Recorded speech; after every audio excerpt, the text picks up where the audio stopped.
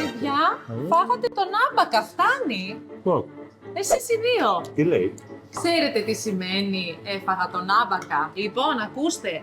Η λέξη άμπακας προέρχεται από την αρχαία ελληνική λέξη άβαξ. Ο άμπακας ήταν μια πλάκα με άμμο ή κερί, όπου οι αρχαίοι Έλληνες έκαναν μαθηματικούς υπολογισμούς. Το ξέραμε. Στη συνέχεια ο άμπαξ θα περάσει στα λατινικά και θα γίνει άμπακους. Και θα αποκτήσει την έννοια της αριθμητικής. Κάτσε να σου εξηγήσω, βρε παιδί μου. Έχω ένα ενδιαφέρον να μάθω.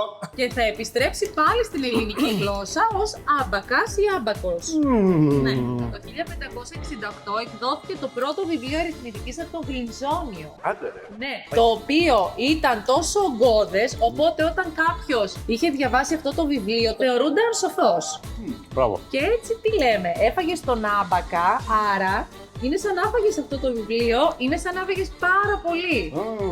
Δεν φάγαμε καθόλου εμείς πάντως. Γράψτε μας στα σχόλια εσείς ποια άλλη έκφραση χρησιμοποιείτε όταν κάποιος τρώει πάρα πολύ.